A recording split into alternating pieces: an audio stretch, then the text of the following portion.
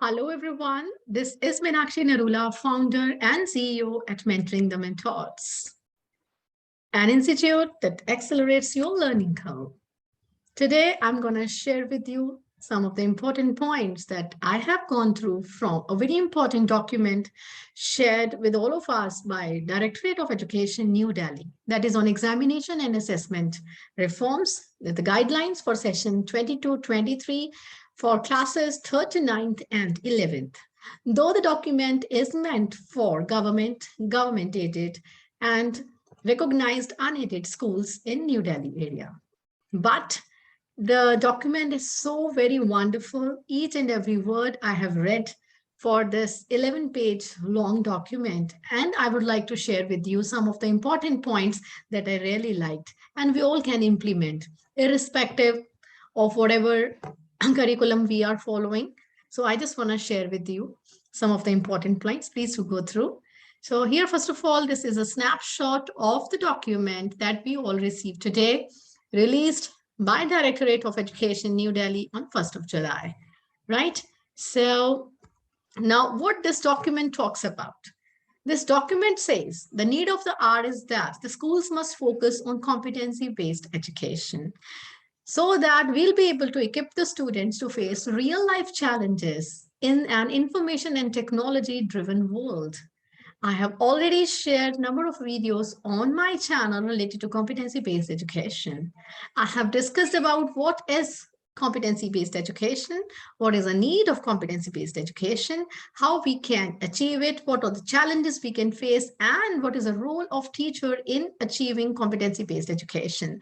I talked about learning outcomes. I talked about the different manuals that you have to go through by NCERT and CBSE that have been released based on learning outcomes. And earlier I shared with you, like NCERT has released documents for elementary and secondary education. Now they have released for higher secondary, senior secondary education. Also, draft is ready for the learning outcomes. You can go through the website and can download those documents. If you have not watched the competency-based education on my channel, please make sure you go through. I will be sharing the links in the description box, right? And you see the thumbnails are already there on the screen. You can go through that, right? When we are talking about information and technology driven world, certainly what is the difference between 20th century and 21st century learning? That is technology, right? Earlier also, I mean, some of the teachers, they ask question like when we talk about 21st century skills, when we talk about creativity, critical thinking, communication, and collaboration, why we talk about 21st century skills? And we used to teach our children to work together, to collaborate earlier. Weren't our students communicating earlier also, maybe through other text, letter writing, whatever it is? Why are we giving the name 21st century skills? Yes, these are 21st century skills in this technology-driven world. Children should be able to know about digital marketing. They should be able to know about the digital world, how to communicate in this world. If they are great entrepreneurs, how to go for marketing and all those things they should be knowing, and communication, different kinds of skills they should know. And because if you go through the data, so different news channels, if you talk about in our country, when we focus on traditional kind of education, most of the students, they are not able to clear the boardroom interviews. You may Google it, classroom to boardroom. There is a lot of difference. They can clear those kind of classroom examination, but they are not able to clear the boardroom interviews because they don't have those such kind of competitive skills. They don't have such kind of communication skills. They are not able to use their knowledge that they have gathered in the classroom. They cannot transfer the same into the real life education, right? They should be able to transform into the real education world, right? They should be able to connect the same, right? So that's why we require 21st century skills. We require competency-based education. That is the need of the hour. If you have not started competency-based education at your school, please make sure it's high time. Go right now. I have already highlighted it's mandatory for all the CBSE schools as per RTE, Right to Education. So let's talk about examination schedule as per this mandate, this document that we have received, it mentions very clearly there will be 2 examinations. One will be midterm exam that will be held in the month of September or October. Usually also we are having half yearly or the midterm exams in the month of September, and that will be having half of the syllabus that we have already planned. And then is case common annual school exam will be there, that will be held either in the month of February or in the month of March, and we will be giving that kind of annual syllabus or maybe the rest of the half syllabus that will be given. That again varies from class to class, right? You see, recently due to COVID, we have already conducted term 1 and term 2 examination, but you know very well, and now CBSE has already announced like exams will be conducted annually by CBSE, and that will be having the syllabus as we were already following, like 60%, 70%, 80% as per the different classes, you know very well. So now let's talk about, according to this document, about the question pattern. Question pattern, like as you can see on the screen, I have clearly mentioned 40% of the paper will comprise of competency-based questions that will be asked in the form of MCQ, multiple choice questions. It will also comprise case-based, situation-based questions, source-based questions, integrated questions as well. It will comprise of 40% of the paper, and then 20% of the objective type questions will be there. 40% of short answers and long answer questions will be there. So this 40%, 20%, 40% will comprise 100% of the paper. So make sure while you frame the questions, you go through these kinds of, you see, competency levels, so that you will be able to focus on such different kinds of competency in your schools. That can be problem solving, collaboration. You see, different competencies are there that I have already mentioned in my previous videos on competency-based education. Refer to that and refer to the NCERT and CBSE documents as well. Next, for 11th standard, there is a little change. Instead of competency, case-based, source-based question, there was earlier 40%. Now it has been reduced for these classes to 30%. Objective type questions will remain same 20%, and short answer, long answer question that was earlier mentioned for 3rd to 9th, it was 40%. Now it has been increased by 10% and it's 50% for 11th standard. So that is the structure of the question paper as per this document. Now, if you go to this page, the screen slide, mandatory 3rd language till 8th standard. And they have increased the opportunities for the students to clear the 3rd language exam. As per the document, it is clearly mentioned if the student has not cleared the 3rd language till 8th standard, the child will not be able to appear for secondary school examination, that is 10th standard examination. It is mandatory for them to clear that exam, and they are giving 2 more opportunities. If the child was unable to clear the exam during 8th standard, then the child will be given 1 more opportunity once he is promoted to 9th standard. So he will be able to clear that exam again from that previous syllabi only. And if still the child is not able to clear the exam, the child will be given 1 more opportunity to clear that exam before appear in the 10th standard board examinations, right? So next is remedial or maybe subject enrichment classes. This is a very important point in this document. I really liked it. See, irrespective of the area, the state, maybe I'm talking about is there and for New Delhi or maybe some another state, if another state shares by, I mean, the document is being shared by Director of Education, but we will be able to implement the same in our classes as well. So what's the harm? We will be able to analyze the difficult topics for the students. That is the job of the teacher. Make sure you analyze the result of each examination, like based on different topics, different chapters. You will be able to make the list of the students who require remedial or maybe the subject enrichment classes. If I talk about when we make the timetable, if being a timetable in charge, if I make the timetable, obviously what will I do? 6 number of mathematics periods, suppose 7 number of sciences periods, or in general, I'm just giving you an example. For all the students, what some students, if they are finding some difficulty, some challenge in mathematics, they require more time for mathematics, but it's not possible for us to give more number of periods to a particular student in the timetable. For that, what we have to do, we need to analyze students' performance in various periodic tests, in multiple assessments, in classroom observation, half-yearly examination. We'll be able to analyze and make a list of the students who require more number of periods. Accordingly, we'll be able to plan after school hour classes, subject enrichment classes, during weekends we can plan, or in this hybrid mode, we can go for extra classes on this online environment after the school also. When the children, they'll be able to rest after reaching home, having lunch. In the evening, we can have some kind of extra supportive subject enrichment classes for those students. This is my plan. So what I'm sharing with you. So now remedial or the subject enrichment classes, see, for that, what also we require to do is class and subject-wise result summary we need to make. Usually what is being done, we make class-wise summary in most of the schools. What all the students who have scored marks, their observations. See, again, although I'm using marks, it means their performance I'm talking about, right? And subject-wise result summary also. And accordingly, we'll be able to analyze, we'll be able to make a report for the students who required extra or the remedial classes. Now, let's talk about another point that is being highlighted, fair examination and evaluation. This is indeed very, very important. Examinations shall be conducted in such a manner that chances of copying, favoritism, injustice, victimization shall be reduced to the minimum. Let's be honest.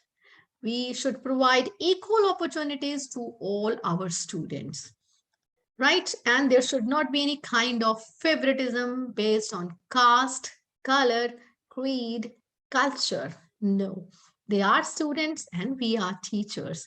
Let us teach them to be fair through fair mode of teaching, right? And we need to keep all the records as well. And if I talk about safe record keeping, we need to keep all the records for 1 year after the declaration of the result, right?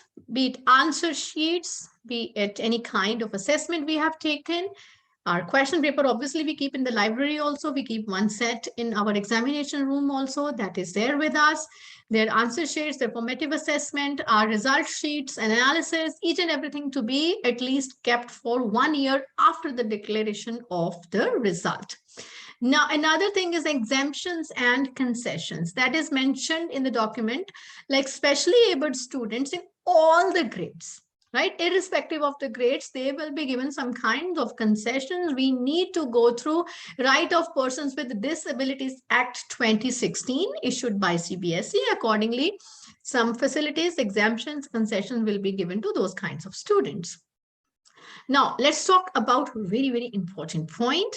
Like if we are talking about the results analysis. Now, this will be like that as it's clearly visible on the screen right now. I guess you'll be able to see the screen clearly at present. Periodic test. We will be taking 5 marks weightage in each term.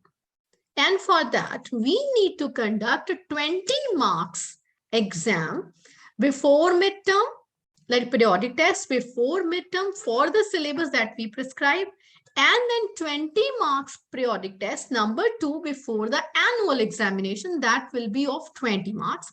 And we need to take the weightage of 5 marks for the periodic test for each term, and that will be calculated for the end result, annual result. And likewise, multiple assessment, 5 marks for each term, right? Multiple assessment, there are different modes of multiple assessment. How to take the assessment? I have seen most of the schools, they are not taking multiple assessment. In general, they just fill in the marks 5, 4, 3, 2, 1 based on the classroom observation. Please make sure you go through my channel. I have already shared a number of multiple assessment methodologies. Go through it, quizzes. You see different visible thinking routines. You can conduct group discussions. Number of another strategies are there. Make sure you adopt in the class, and you need not to make any kind of announcement for conducting such kind of activities or assessments in the classroom. That is a part of the routine. And even in the class, if I'm teaching, after teaching for 10 to 15 minutes, I can assess the students. I can either share any kind of quiz. I can generally ask question. I can give a picture to the screen to think about. I mean, that depends upon the subject. That depends upon the topic I'm dealing with. And portfolio, again, of 5 marks. And that for that also, you'll be able to find a video on my channel, how to go for different portfolios for different subjects. Subject enrichment activities, again, of 5 marks. That also includes some art integrated activities as well. If you go through the CBS documents that have been shared with us, right? And then midterm and annual exam should be of 30 marks each. So if you go through, it will comprise of 100 marks, okay? 50 for each term, right? And now, let's talk in detail about schools for multiple assessment. If you go through the heading that I have given in the pink color, schools are free to choose the strategy.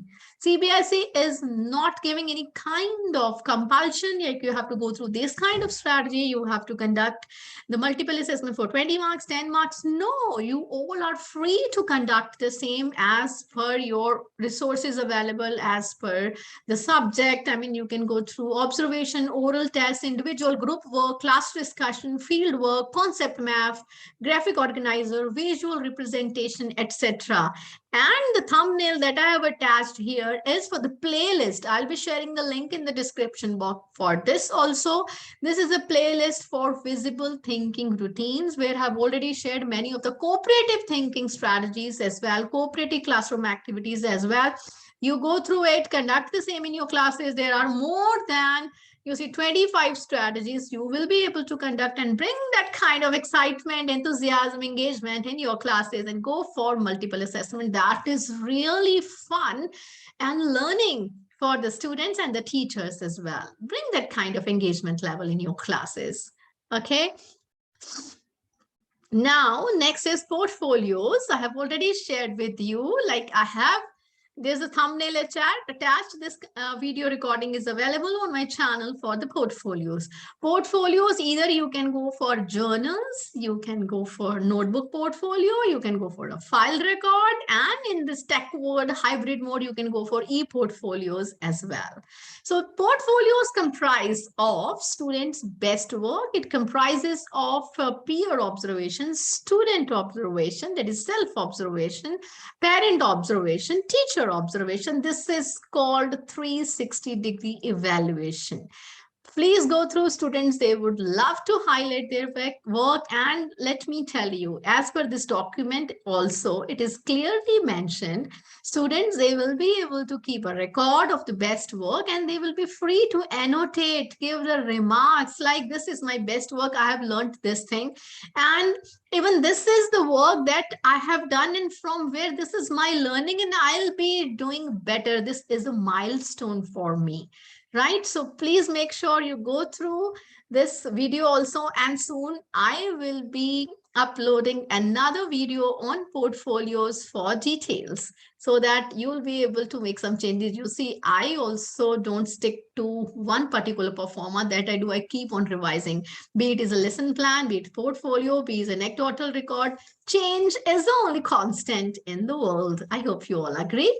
Now, let's go through SEA, that is subject enrichment activities. Now, what are these subject enrichment activities? There are subject-specific application activities you'll be able to conduct, right? So that you will be able to enrich your students in a particular field, in a particular topic, right? In particular subject. And you have to keep the record for that in the class. And I'll be talking about this in detail. Now look here at the screen. If we talk about languages, you see what all languages we teach our students. Hindi is mandatory, English is mandatory, and Punjabi is mandatory.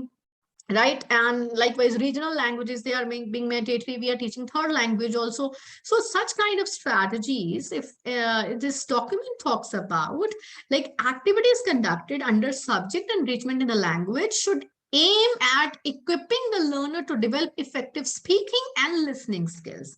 If I want to be effective speaker, if I want to be an effective listener, I also have to be a good reader too. The more I'll read, the more I'll enhance my vocabulary too. I need to speak as well.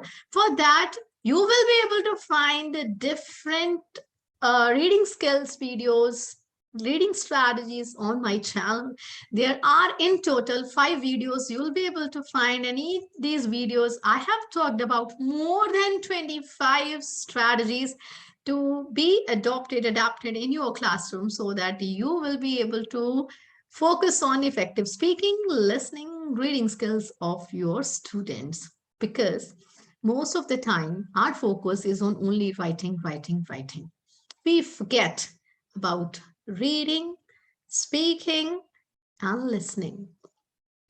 Let us listen more. When we are not able to listen, we just hear, we do not listen.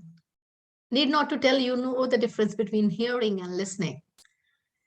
We should be able to listen, we should be able to interpret, then we'll be able to respond, right? Make sure you go through such kind of strategies available already on my channel. And SEA for mathematics. What is objective? This document states we should go through laboratory activities, projects published by CBSE and NCERT. As you can see on the screen, I have highlighted mathematical literacy manual for the students and a handbook for the teachers. That is available on the CBSE NCERT website, CBSE website. I have downloaded from here and I'll be sharing the link also in the description box. And here down, what is being mentioned, where it is written class 1 to 5, class 6 to 8, class 9, 10th. This is a snapshot from NCERT website where different lab activities they have been mentioned. Make sure you download it and read it, go through it, and conduct such kinds of activities in your classroom so that you will be able to encourage your students for the problem solving activities so that that kind of skill can be developed, and they should not fear from the subject that is mathematics. Let them have a lot of fun. And for that, number of activities you can organize in your class, like Maths Week you can conduct. Usually we do there in the month of December, but why to wait for December? I mean, it should be a part of your classroom, daily activities, routine task, like conduct such kind of activities in the classes. Now, let's talk about subject enrichment activities for sciences.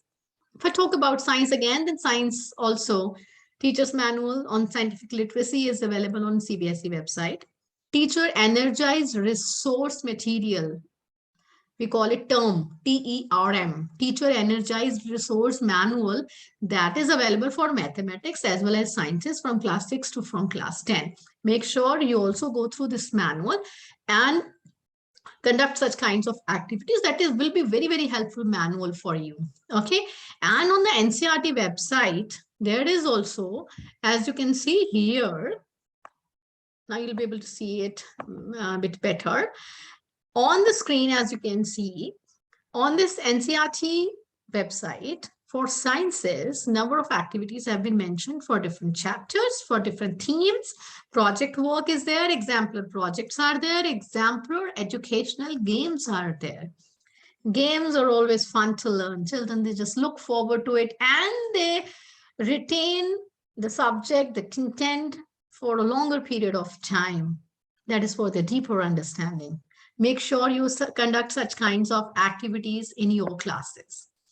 Now, SEA for social sciences, subject enrichment activity. What can be done in that kind of activity?